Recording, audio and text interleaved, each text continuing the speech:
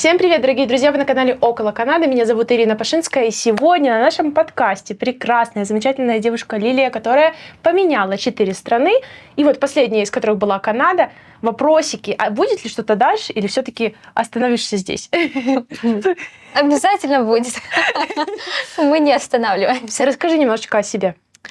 Ну что, меня зовут Лилия, я из Украины, из Харьковской области, с Лозовой. Вот. И еще в 10 лет я переехала в Турцию. Вау, это очень давно. О, да, очень давно. Не, ну я не в плане, нам же не по 50. А потом я переехала из Турции опять в Украину, из Украины в Польшу, из Польши теперь в Канаду. Вот видите, какой путь был пройден. Так что сегодня у нас однозначно есть о чем поболтать, будет интересно. Все-таки, я не знаю, Турция — это совершенно другая реальность. Да, вообще, это вот Украина, Турция, Польша — это разные веры, это разные языки и просто разные люди. И я поучила все веры, все вот эти вот их история, поэтому... Ты не принимала у них же мусульманство, да? Да, они мусульмане. Я не принимала, ничего не принимала. Но я учила религию, то есть я учила их молитвы. Из-за этого, мне было 10 лет, я ходила в школу, и я училась на турецком языке, учила их молитвы и просто была среди вот всех. Классно. Каким, я не знаю, можно ли задавать такие вопросы, но каким образом ты оказалась в Турции? У меня бабушка, она живет там уже 30 лет. Ага. Класс. Вот, поэтому мне всегда нравилась Турция. Первый раз, когда я туда попала, мне было 8 месяцев. И каждый год, где-то раз-два в год мы ездили в Турцию. То есть мне это все нравилось, и я хотела там жить. Класс. Я всегда говорила, я уеду с Украины, я буду жить в Турции. Ну и вот как. Огромное вам спасибо, что смотрите это видео. Очень ждем ваши лайки, ваши комментарии и, конечно же, подписывайтесь на канал. Окей, ты провела там 3 года, да, и тебе не понравилось или в тот момент? Мне все нравилось. Конечно, путешествовать и жить — это совсем разные вещи. Вот. Ну и нужно было учить турецкий язык, нужно было привыкать к этим людям, к этой культуре. Потом я раз поехала просто в гости в Украину, я, наверное, соскучилась за этим всем, и я решила остаться, мне захотелось. Я, конечно же, не жалею, но не знаю, наверное, если бы я осталась в Турции, я бы до сих пор там и была, то есть до сих пор бы жила. А так вот из-за того, что я вернулась, потом и Польша, и Канада, я всегда хотела путешествовать, то есть я не хотела жить в Украине. Еще когда я была в младших классах, я говорила, я не буду здесь жить, так как я видела, как живут в Турции. Я хотела большего, я видела, что в Украине этого нет, и мне хотелось куда-то выехать, жить вот так вот, просто классно. Ну да, классно. Стремление к лучшему, оно, наверное, и привело все-таки сюда. Да? Ну да. Здесь-то по всему миру ходят слухи, что в Канаде жизнь лучше некуда. Последняя инстанция, по факту, еще Америка, но всегда в ней тоже вопрос. Вот это вот уже последнее. Да, уже после этого и дальше уже и некуда, да. Европу посмотрела, там Турцию посмотрела, Канаду, Америку. Да. Ага, окей. И значит, в Польше жизнь как тебе вообще? В Польше я жила только год. Хотя я думала, я поживу там лет 5-7. Но тут Канада, возможности, у меня был выбор, поехать или нет. Но я думала, английский, все нужно, Канада. Не знаю, где это, что это вообще, но мне туда надо. Вот, в Польше как? В Польше, я бы сказала, это почти как Украина, да, то есть недалеко. Но все равно мне очень нравится Европа, там красиво, вот эти вот дома, постройки, да, есть куда сходить, где погулять, где что-то посмотреть. Здесь не так. Это все. Поэтому тоже приехала, начала учить язык, и работа, и все втягиваться, такая вроде все. Окей, я все знаю, я работаю, я знаю язык, и потом Канада, и опять. Вот так и живем. В Канаде уже все равно немножечко подольше. 2 года, получается, ты живешь в Канаде. Это уже 1 год. Это уже. Может, уже еще и 3 будет. И там, может, ты вообще решишь остаться. Но ты закинула, так сказать, пару слов насчет Америки. Туда тоже хочешь попробовать? Конечно. Да, как бы сейчас такое, как с Европы все едут в Канаду, да, а с Канады все хотят в Америку. Да. Поэтому, да, тоже бы хотелось, конечно. Ребятки, мы сейчас снимаем это видео в моей фотостудии в городе Калгари. Я являюсь здесь фотографом, так что обязательно приходите на фотосессию, новогоднюю, зимнюю, семейную, детскую, разные. Тебе, конечно, было немного лет, да, но я думаю, что ты уже как-то, как бы у тебя были какие-то цели, ты понимала, что происходит. И вот интересно, что чувствует человек, который уезжает из родного дома, да, и куда-то стремится в другую реальность, да. Что было это для тебя бегством или это, может, было какой-то возможностью? Что это было для тебя? Ну, это была как бы возможность, потому что я видела, что можно жить по-другому. И, наверное, вот из-за того, что я в детстве побывала, как бы много раз была в Турции, видела, как живут, то есть я знала, что есть возможности, и можно что-то делать, можно переезжать, можно путешествовать. Допустим, я в Канаду переезжала, я уже не совсем я хотела ехать, потому что, ну вот, я привыкла, в Польше уже все нормально. И я понимаю, что если вот ты здесь, а есть возможность, то надо как бы брать это и пробовать. Когда ты приехала в Канаду, как ты справлялась с вот этими вот культурными различиями? Ты их обнаружила, ты их заметила? Были ли какие-то сомнения, что нужно вернуться или нет? Были сомнения, и английский у меня был так себе, то есть мне было просто страшно там подойти кому-то что-то спросить. Я просто сутками смотрела и сериалы на английском, и как бы я и училась, все смотрела. Поначалу было очень, конечно, сложно, культура другая, все другое просто, и такой шок, может все-таки опять вернуться в Польшу и все как бы. То есть мне вообще не нравились вот эти вот все постройки, да, высокие дома, даунтаун. Как бы я была в шоке. Ожидания и реальность не сошлись. У меня и ожиданий никаких не было. То есть я ехала чисто вот английский. Это где-то возле Америки, то есть это что-то там будет прикольно, классно, нужно попробовать. Приехала, наверное, тоже сама, и было сложно. Не сама, я приехала с родителями. Если, да, если как бы, ну, нам было всем сложно, то есть Ну, это же изменения очень жесткие. троим, да, мы были в шоке, то есть это было, сколько было переездов, ну, как бы такой, Канада оказалась как бы сложной. Плюс еще чувствуется расстояние, да, насколько далеко ты находишься, да, и даже наверняка у вас остались родственники, которые вы виделись намного чаще, чем... Ну, как бы, да, и то есть, да, родственники есть и в Украине, и в Турции, и как бы друзья сейчас по всей Европе, и как бы только мы в Канаде, поэтому куда-то поехать, ну, ты такой смотришь просто там на билеты, сколько это лететь, сколько это по сумме, и такой, да нет, я еще Может, лет через 30 когда-нибудь увидимся. когда-нибудь. Ну вот это, кстати, тоже отдельная тема для разговора, потому что это очень печально. Я не знаю, понимаю, мне кажется, люди, которые сюда приезжают, они не понимают, насколько все хреново в этом плане. То есть, чтобы тебе летать куда-то в Европу, тебе нужно действительно зарабатывать, я не знаю, 1020 в месяц, чтобы иметь все эти деньги. Да, то есть полететь просто в Европу, причем, ну, если, допустим, я сейчас поеду, это нужно как бы ехать, и не только Европа, это и Турция, и как бы вот это вот все, это, ну, нормальное такое путешествие, и если там с Польши в Турцию можно было легко, в принципе, поехать, то сейчас это сложновато. Была ли война каким-либо катализатором к какому-либо переезду? Ну, точнее, к последнему, скорее всего. Ну, я думаю, да, потому что как бы Польша все равно была близко, да, вот к Украине, и мы решили уехать, ну, мало ли что, как бы там тоже может, да, такие разные слухи ходили.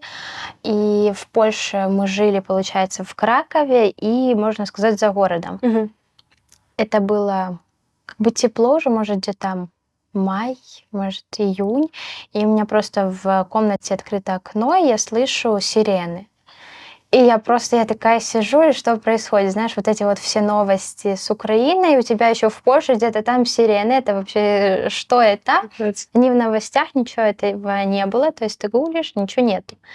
Никакой информации, то есть, ну, на тот, да, вот только это все началось, как бы война, и были слухи, то, что может и в Европе как-то что-то начаться, поэтому... Да, они до сих пор еще ходят. Страшно. Да, сейчас я уже отписалась от всех новостей, мне не хочется ничего не слушать, нет, я такая вот. Ну, за 2 года уже так задолбишься на все это смотреть. Да, Я тоже. За эти 2 года ты почувствовала, что иммиграция тебя как-то поменяла, как личность, может быть, какие-то качества ты приобрела? Ну, каждая иммиграция меня меняла, даже когда я с Турции вернулась в Украину, как бы это все тоже... Да, вот сравнить человека, который сидит в одной стране и никуда не ездит, и человек, который путешествует, учит какие-то сложности и преодолевает, то как бы разные вообще, да. И Канада очень изменила. То есть сейчас я даже не знаю, если бы я поехала в Европу, в Украину, как бы я общалась с этими людьми, так как я уже отвыкла. То есть я не совсем даже уже помню, какая там вообще жизнь была, да, какие там люди, какое отношение, потому что отношение канадцев совсем другое. Да. И то есть ты всегда такой улыбаешься, всегда приветливый, то есть даже если ты что-то сделаешь плохо, тебя никто там ничего с тобой не сделает, да. Помню просто в Польше, как это было, там дорогу перейдешь не в правильном месте, тебе все уже просто штраф. Вот, здесь как-то так поспокойнее и... Думаешь, что здесь нет таких строгих законов, или ты имеешь в виду, что люди здесь не настолько злые? Не настолько... Ну, люди, вот не злые, если ты что-то сделаешь не так, как бы они тебе это просто вежливо как бы могут сказать, да. Они там sorry, it's okay, и все. Да, в Польше такого не было. То есть я не помню, чтобы в Украине, в Польше люди просто приходили и говорили там привет, как дела? Ну, как бы это, может, ими все равно, как бы, но это приятно, хотя бы это вежливо звучит. Вот, поэтому я тоже думаю, я стала такая на такие ситуации, да, все нормально, все окей. То есть, да, так в Украине, я знаю, там сразу начинаются скандалы, вот это вот все. Здесь такое, все спокойно, все будет good. Да, это... Да, то есть, люди здесь очень классные. Мне нравится. Не чувствуешь ли ты какой-либо фальшивости в этом всем, о которой говорят, часто пишут в интернете? Есть такое, как бы, знаешь, лучше улыбнуться и спросить, как у тебя дела, даже если, допустим, это мне не интересно, чем просто наехать и вот с каменным лицом, да, там, со своим негативом нагнать кому-то, потому что, видите ли, у меня было плохое настроение. Вот, поэтому лучше пусть будут лицемеры, но улыбаются, чем такое вот. Да, это, наверное, канадцы и американцы отчасти, хотя я слышала, что американцы более жесткие, чем канадцы. Да. Они, наверное, просто знают, как экологично справляться со своими проблемами, а не выпихивать все на других людей, что наверняка взрастается еще с самого детства. Ну да. И что очень круто, к чему нам, мне кажется, нужно стремиться, потому что это прекрасный плюс, нет? Я ни разу на улице не видела, чтобы канадцы там орали, не знаю, на детей, либо они просто идут и между собой там ругаются. Никогда такого не было. Они всегда улыбаются, смеются, и как бы... И у нас вообще, как они в семьях живут, да, вот они вроде как и открыты, но вроде и закрыты. То есть с канадцем, вот как ты подружка там друга, да, сильно не будешь. То есть они очень такие скрытные. Не знаю, у меня, есть как бы знакомые канадцы, но чтобы прям вот лучшая подруга, да, как у нас, вот есть, такого нет. То есть ты с ними на такие темы не пообщаешься. Как-то все очень поверхностно, да? Да, вот они прям. Я слышала, что они заводят друзей и держатся тех друзей, которые встретили в детстве, со школы, там, с университета. Может быть. На самом деле, во взрослой жизни очень сложно завести кого-то. Я не про животных. Да, про друзей. И это действительно нужно найти какой-то такой подход к друг другу, да, потому что уже сформировавшиеся ценности какие-то, сомнения. И если бы ты могла, имела такую возможность, я думаю, ты имеешь возможность вернуться в какую-либо страну, где ты жила. Какая бы это была страна? Ой, я думаю, это была Турция. Да. То есть, возвращаться я не совсем куда-то хочу. То есть, да, еще как бы такой период хочется попробовать, наоборот, да, еще куда-то поехать, где-то попутешествовать, увидеть, как люди вообще живут. Ну, а если куда-то возвращаться, то навряд ли я бы вернулась в Польшу, в Украину точно нет. Вот, а в Турцию, да. То есть люди тоже там, они вспыльчивые, но они очень как бы добрые, они всегда тебе помогут, то есть никогда тебе не откажут. И турецкая кровь, они сильно вспыльчивые, и они любят поругаться, знаешь, вот так вот прям. Там могут просто девочки себя друг друга за волосы тянуть, рвать все, что можно, да. То есть они, да, за рулем, как они водят, это просто жесть. То есть они там матами просто покроют тебя так, что вот там лучше не водить. Канада святая страна, на самом деле. Да. То есть они вроде такие, ну, добрые, веселые, классные, с ними весело, но вот когда они там злые, их, не знаю, там кто-то просто подрезал нечаянно как-то там на дороге, это все, это там скандал, там просто пробка машин, я не знаю, 20 машин, все просто выходят, и они начинают орать, ругаться, ну, Капец. Да. да. Они, наверное, к этому привыкли, у них это норма У жизни. них это нормально, да, то есть поругаться это как зубы почистить. Да, не для каждого однозначно. Кем ты сейчас себя больше чувствуешь? Ты же поменяла много стран, ну ты родилась в Украине, да? Ты потом была в Турции, в Польше, в Канаде. Кто ты? То есть идентифицируешь себя каким-то определенным образом?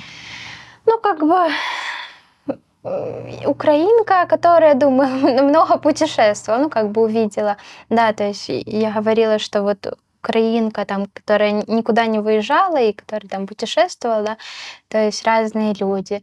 Я думаю, у меня немножко есть вот наполовину украинская кровь и наполовину турецкая. Я даже танцую восточные танцы, здесь тоже их преподаю, и то есть у меня вот это вот, я люблю турецкие песни, их еду, их язык, мне то есть это все нравится, ну как бы и детство в Украине тоже было хорошее, то есть классные воспоминания, то есть я думаю 50/50 у меня так украинка, турчанка. Я преподаю восточные танцы в Калгари, это не так уж популярно, многие девочки не знают, что это такое, но на самом деле это про женственность, такую нежность. И особенно девочки, которые любят турецкие сериалы, турецкую музыку, им это нравится. Мы проводим классное время. То есть вчера у нас тоже вот были танцы, мы просто смеялись, все вышли. Классно, что я нахожусь в окружении, да, всех девочек, женщин, как-то кто-то там уже успел подружиться, и это не только наши девчонки, но и англоговорящие, то есть я всех собираю, это очень классно, проводим время, поэтому... Круто, блин, я должна присоединяйтесь. прийти. Классно. Да. А как раз в неделю проходит? А сейчас 2 раза в Раз в неделю, неделю. то есть, да, я еще хочу и третий сделать, и локации, потому что в Калгари все-таки добираться сложно, по вечерам все там с работы едут, и А что, нужно костюм? костюм нет, не нужно, просто ты приходишь, там лосинки, топик, и мы танцуем. Круто. Есть ли какие-то качества, которые ты могла бы назвать, которые благодаря переезду ты смогла себе получить относительно адаптивности и выживанию, навыкам выживания? Ну вот, в Турцию я приехала такой застенчивой, я была такая скромная, мне было страшно вообще подойти, что-то спросить. И в Турции, когда ты хочешь перейти дорогу, и там в том месте, где можно перейти дорогу, тебе никогда как бы машина тебе не уступит. То есть ты просто должен, знаешь, закрыть глаза и просто идти. Вот. Кошмар. Надеюсь, я выживу. И как бы ты можешь стоять, либо просто напролом пойти. Вот это вот такая черта, когда выживание в Турции я научилась, я думаю, там. То есть, когда в школе я там была, они, ну, не наглые такие, знаешь, то есть они никогда тебе там не помогут, прям не уступят. Вот. И, ну, нужно знать, как бы, поставить вот мое место, типа, ты так не должен со мной обращаться. И Турецкая школа жизни, получается. да, то есть, вот. Был ли такой момент у тебя вот был ли такой момент у тебя в связи со всеми переездами, когда ты просто хотела все кинуть и уехать обратно в Украину, например, В Украину не. в Турцию? Да, ну вот в Канаду, когда, да, я переехала, я хотела, ну, были такие мысли, чтобы переехать типа в Польшу. Обратно. Ну, как бы были и сплыли. Ты как бы перешла этот порог. Да, я перешла. Это такое, знаешь, у меня было сделать шаг назад, Мгм. типа я не хочу. То есть, да, прикольно будет на тот момент. Я думаю, прикольно будет это все как бы выучить, это все переосилить, и как бы потом я думала, что, ну, так и есть сейчас, что, типа, будет все классно, уже лучше, типа, когда ты все знаешь, уже привыкла. И а если ты переедешь, делаешь шаг назад, то ты никогда не узнаешь, что бы было как бы, да, в Канаде. Спасибо вам огромное, что посмотрели это видео. Спасибо тебе, Лилия, очень приятно. Да, спасибо, что уделила время, рассказала свою историю.